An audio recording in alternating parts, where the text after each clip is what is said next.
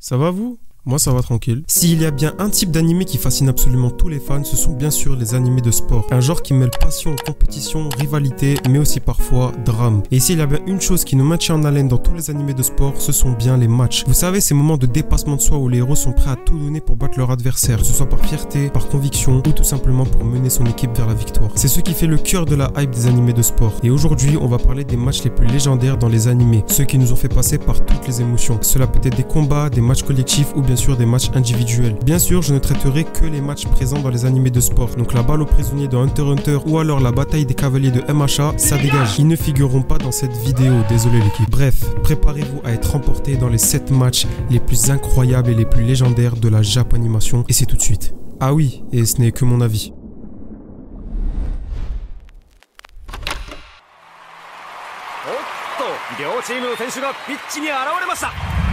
Le football frontière international, la compétition réunissant les meilleures équipes de chaque pays, le tournoi qui mêle tous les passionnés du football. Et cette fois, la sélection japonaise a traversé de multiples périples pour arriver au dernier rempart, la finale, et elle doit battre la meilleure équipe qu'ils aient eu à affronter, les Little Gigantes. Pour l'équipe, ce match est l'épreuve la plus rude qu'ils aient eu à affronter, mais pour Mark, ce match n'est pas seulement un match rude, c'est aussi le moyen de montrer à son grand-père David Evans à quel point il est devenu fort et de battre son plus grand rival, Hector Ilio, le capitaine de la sélection africaine. Le match commence par une mise au point des Little Gigantes, qui marque son premier but grâce à Drago Hill. Mark ne maîtrise toujours pas l'arrêt céleste, il est désemparé, mais son équipe est là et fera tout pour mener leur capitaine vers le haut malgré la grandeur des adversaires. Et bingo, l'arrêt céleste est maîtrisé, la technique la plus puissante de Mark, et après ça l'équipe est remontée comme jamais et se lance pour inscrire le deuxième but avec un jeu de passe incroyable et une confiance en eux sans fin. C'est Xavier qui inscrira le premier but en faveur de Inazuma Japon avec une technique absolument légendaire.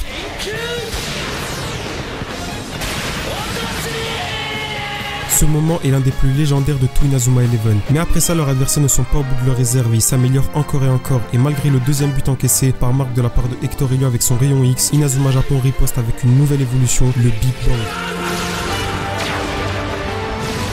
On est à la fin de la deuxième mi-temps. Ce match est un duel d'égal à égal. Les deux équipes sont à fond. Hector mène son équipe vers les buts de Mark et il met en place son tir le plus puissant, Rayon X V3. Mais ça y est, Mark a enfin réussi à surpasser Ilio avec l'arrêt céleste G3. Et il mène son équipe vers le dernier but, celui qui va les mener à la victoire. Et c'est dans un élan d'une grande détermination qu'apparaît une technique combinée, la plus puissante de toutes, l'ouragan Inazuma. Le tir le plus puissant de la série et celui qui donnera la victoire à Inazuma Japon. Et c'est le coup de sifflet final.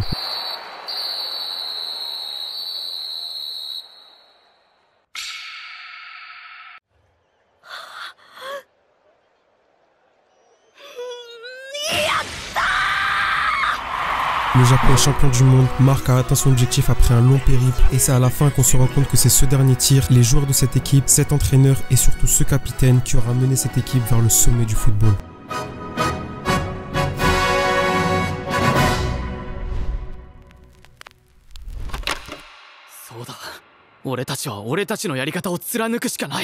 Le Blue Lock, le projet pour former le meilleur attaquant du Japon. Un projet qui doit faire part à de nombreux sacrifices. On est lors de la première épreuve, les phases de poule. 5 équipes doivent s'affronter et parmi elles on a l'équipe Z, celle de nos protagonistes. Pour rester en lice, ils doivent battre la meilleure équipe de leur poule, l'équipe V, avec le prodige Nagi Seishiro. Ça sera pas une mince affaire, on parle de la meilleure équipe de leur poule. Et le match tourne au vinaigre dès le début. L'équipe Z encaisse 3 buts grâce aux capacités incroyables des joueurs adverses avec Zantetsu, Reo et surtout Nagi. Et avec un sale traite qui ne prend pas part au match, impossible de remonter. Mais rien n'est fini, puis Bashira avec ses dribbles spectaculaires, Kunigami et ses tirs surpuissants et Shigeri sa vitesse inarrêtable arrivent à remonter la cadence en trouvant chacun leur arme. Mais Nagi ne veut pas perdre, il n'a jamais connu la défaite et veut montrer à l'équipe adverse qui est le boss. Et grâce à des contrôles majestueux, une vision incroyable, il démontre encore une fois que c'est lui le maître du terrain. Puis après ça, Kunigami riposte en inscrivant son 3e but de la compétition. L'équipe V se démène et sont prêts à inscrire un dernier but, celui qui anéantira l'équipe Z. Mais c'est dans un grand retournement de situation que Kwon se rattrape en donnant une chance à son équipe de remonter. Ça y est, c'est la dernière action. Chaque joueur se démène, se servent de leur arme pour gagner ce match. Et c'est lors de la dernière action que Bashira donne la passe décisive, le centre, celui qui les mènera à la victoire.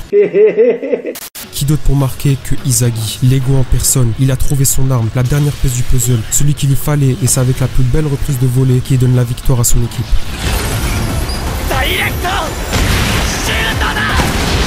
Et c'est cette victoire qui les mèneront vers la prochaine étape. Ce match est tout simplement incroyable. Bien sûr, j'aurais pu parler de matchs beaucoup plus palpitants dans le manga, surtout celui contre les U20. Mais bon, là, on se concentre que sur les animés. Et je pense que ce match a mis d'accord absolument tout le monde.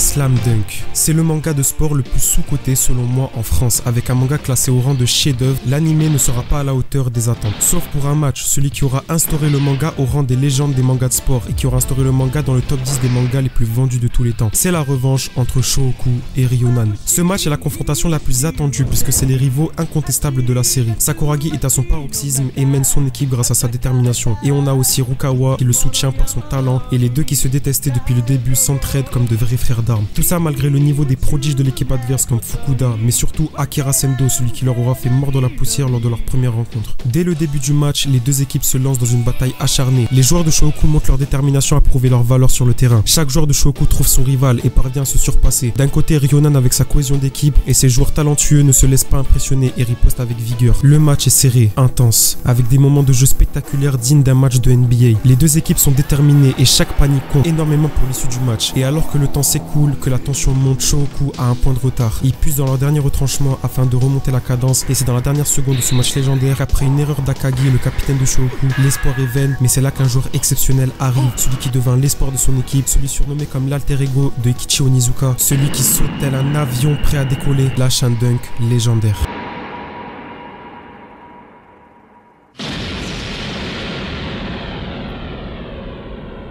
Le temps est écoulé, l'équipe de Shohoku parvient à remporter la victoire contre Ryonan, leur rival de toujours, dans une fin palpitante qui laisse les spectateurs sans voix.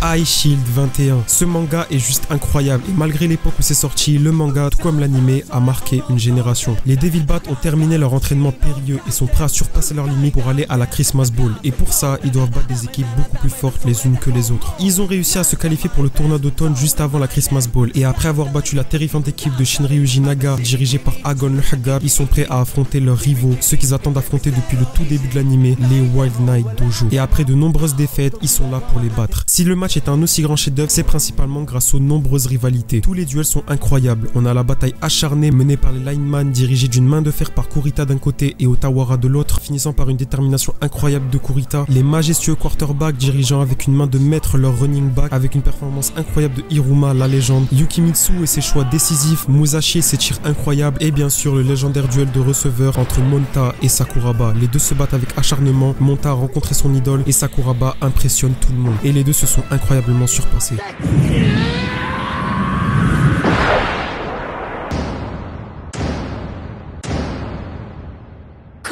Mais le duel qui fait que ce match est aussi légendaire, c'est celui de la plus grande rivalité du manga, celui entre le linebacker Seijuro Shin et le running back le plus rapide, Sena Kobayakawa. C'est le duel final, celui qu'on attend le plus, le duel que Sena doit absolument gagner pour prouver sa valeur. Et après un combat acharné et de nombreuses défaites, Sena améliore son Devil Bat Ghost et face à la lance acérée de Shin, plus rien ne peut l'arrêter. Aucun obstacle, aucun joueur, il a affronté les joueurs les plus redoutables et puis...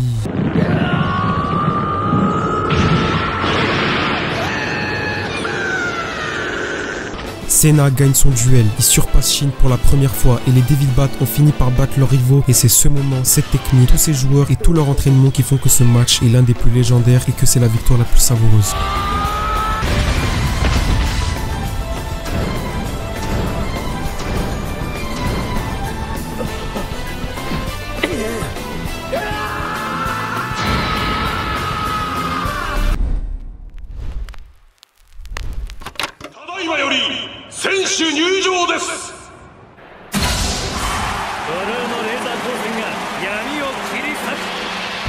La boxe à son plein paroxysme. Hajime no Ippo est sûrement la légende des mangas de sport, un manga qui instaure de grandes valeurs et qui possède des scènes incroyables. Ippo a déjà pris part à des combats iconiques, celui contre Sendo qui nous tient en haleine jusqu'à la fin ou celui contre Sawamura qui est le meilleur combat de Ippo. Mais là, on ne va pas parler d'un combat de notre protagoniste, mais bel et bien celui de son mentor, celui qui l'a amené vers la boxe, Takamura. Avec son objectif extrême de conquérir 5 ceintures mondiales de 5 catégories différentes, Takamura doit perdre énormément de poids pour combattre le champion du monde des poids moyens, le boxeur américain Brian Hawk. Mais le combat commença bien avant le retentissement de la cloche. Brian Hawk se moque beaucoup de lui puisqu'en luttant pour avoir un certain poids, il le traite directement de momie dû à son apparence. Et il a surtout commis l'acte le plus impardonnable pour Takamura et surtout pour nous, celui de frapper son maître Kamogawa. Et ça, Takamura ne l'acceptera jamais. Il est donc prêt à en découdre. Et c'est le jour du combat que la cloche retentit. Et s'ensuit un combat nous tenant en haleine du début jusqu'à la fin. Le combat est féroce dès le début, avec les deux combattants échangeant des coups puissants et rapides. Brian Hawk montre sa force et son agressivité, tandis que Takamura utilise sa technique et sa ruse pour essayer de prendre le dessus. Au fil du combat, Takamura commence à prendre l'avantage grâce à son endurance, mais Brian Hawk ne recule pas et continue de pousser Takamura à ses limites. Et c'est au moment où Takamura pense ne pas pouvoir le battre que c'est sur un élan d'une grande détermination et d'une rage extrêmement forte qu'il est prêt à faire mordre la poussière à Hawk.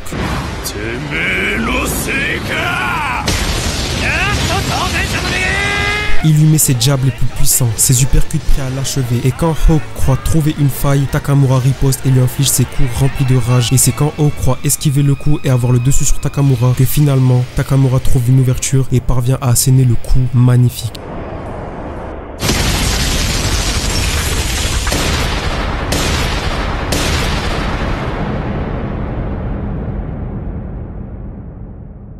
Il envoie Brian Hawk au tapis et Takamura est sacré champion du monde catégorie poids moyen. Très grand sacre pour celui qui aura créé le héros qu'on connaît tous.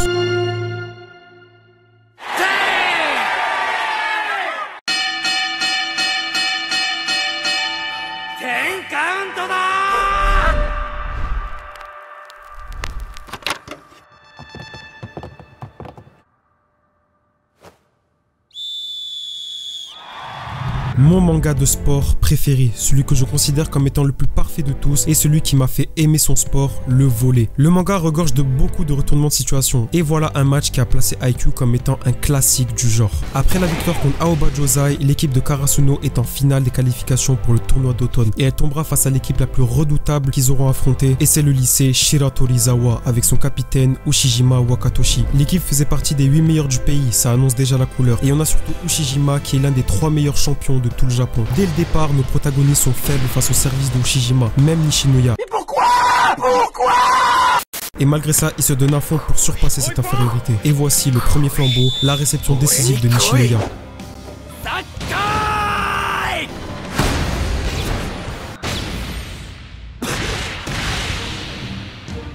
Ce match est un 3-7 gagnant et comme tous les matchs de la série, celui-là est très serré. Et malgré le niveau adverse, nos corbeaux ne se laissent pas abattre. Tous nos joueurs se surpassent. Hinata surpasse les blocs imprévisibles de Tendo. Kageyama dirige ses attaquants d'une main de maître. Asahi et Tanaka envoient leurs attaques les plus violentes. Mais s'il y a bien 2 MVP présents dans ce match, ce sont bien Nishinoya et Tsukishima. Notre libéraux est le sauveur de ce match. Il se démène pour réceptionner les attaques les plus dévastatrices d'Ushiwaka. Et il nous a surtout offert l'action la plus satisfaisante du match, la double réception.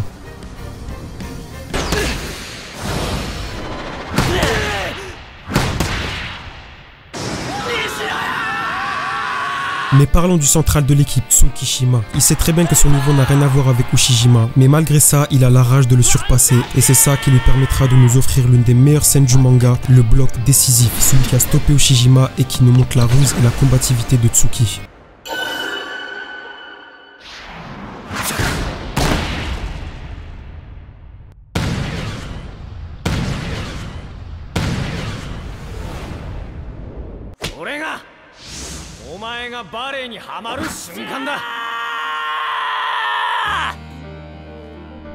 Le match est hyper décisif, toute l'équipe, le coach, les supporters sont là pour nous entraîner dans ce match de dingue. Et tout cet acharnement nous mène vers la dernière action, l'attaque combinée finale et il doit être exécuté par notre duo favori. Sous la mélodie de Bove, l'OST phare de l'anime, Hinata nous offre l'un des matchs les plus décisifs.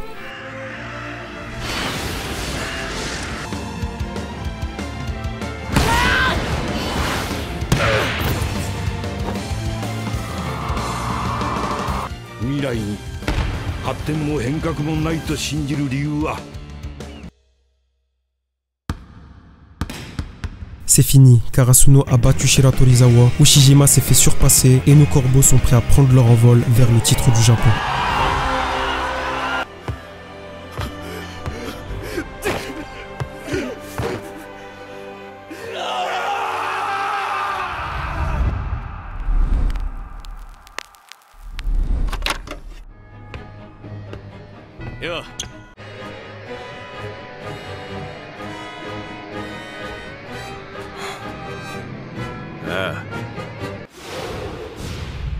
la Winter Cup, le tournoi qui réunit les meilleurs basketteurs du Japon. Tournoi durant lequel Seirin aura affronté les équipes les plus fortes du pays. Et parmi elles, nous retrouvons leur équipe rivale, la première réussissant à les défaire, celle qui contient le joueur le plus terrifiant, Toho, et leur champion, Daiki Aomine. Seirin est prêt à prendre sa revanche et après leur entraînement périlleux, ils sont là pour montrer leur innombrable progrès. Le premier coup de sifflet retentit et dès le début de ce match, Aomine veut en découdre, mais ça n'arrête pas Kuroko qui nous montre une passe imparable qui a surpris Aomine, la passe Vortex. Cette action remonte à bloc tous les joueurs de Seirin et chacun est prêt à en découdre avec leur adversaire. Hyuga et son barrière jumper qui livre un duel de shooter incroyable face à Sakurai. Kiyoshi qui malgré la ténacité de Wakamatsu lui montre qui est le plus fort. Les deux meneurs de l'équipe Imayoshi et Izuki qui font preuve d'une ruse incroyable et on a un duel psychologique et stratégique fièrement mené par les deux coachs de l'équipe. Mais rien n'est tout beau tout rose et malgré toute la ténacité de Kuroko et toutes ses techniques, ce dernier cède vite et ne peut rien faire face à Aomine. Et c'est après ça que Kagami veut vraiment découdre avec Aomine et il arrive enfin à rivaliser. Tout ça c'est bien beau, mais qu'est-ce qui fait que ce match est légendaire? Qu'est-ce qui fait que ce match est autant marqué? Et ça, nous le savons grâce à deux événements. Tout d'abord, le Misdirection Overflow, cette technique ahurissante mise en place par Kuroko et qui change totalement le cours du match. Et cette technique choque tout le monde. Mais en dehors de ça, le réel événement marquant, c'est le duel que nous avions le plus attendu, le duel Jin d'un combat Goku Freezer, celui de Kagami versus Aomine dans la zone. Les deux se sont remis en question et ont montré leur détermination. L'un veut prouver sa supériorité et l'autre veut mener son équipe vers la victoire. Et ces deux-là nous offrent le meilleur duel qui soit. Et cette introduction de la zone, tout comme le duel, fascine tout le public.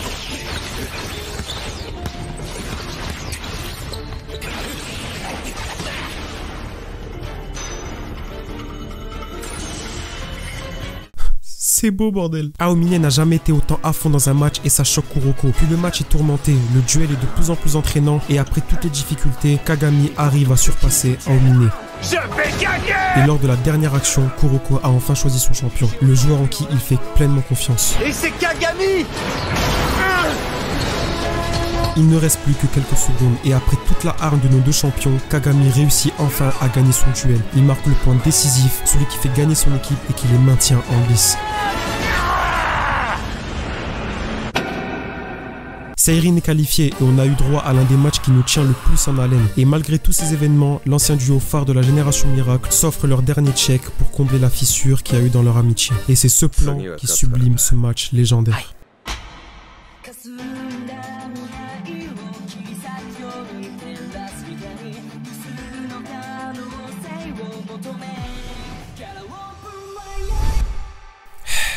Bon, ce classement est terminé. J'ai pris un énorme plaisir à vous faire part de ces matchs incroyables qui m'ont marqué depuis toujours et que je juge comme étant légendaires. Bien sûr, ce ne sont pas les seuls matchs légendaires présents dans les mangas. Il y a même plein d'autres animés que j'aurais pu traiter comme Captain Tsubasa ou Baki, ou alors des matchs jamais adaptés en animé que l'on peut retrouver dans Coq de combat ou alors Rikudo qui est un chef-d'œuvre. Mais ne vous inquiétez pas, on en parlera sûrement dans une autre vidéo. En tout cas, si vous avez kiffé, n'hésitez pas à liker et à vous abonner, ça me ferait énormément plaisir. N'hésitez pas à me suivre sur TikTok, chaîne dans laquelle je pose beaucoup de vidéos en rapport avec les animés et le foot. On va bientôt passer le cap des 10 000 abonnés, donc n'hésitez pas. Et n'hésitez surtout pas à me rejoindre sur Twitch l'équipe, on va mettre un hack. J'en ai assez dit, prenez soin de vous l'équipe, passez une très bonne journée. À bientôt pour une nouvelle vidéo, prenez soin de votre famille et je vous dis à très bientôt pour une prochaine vidéo. Jana.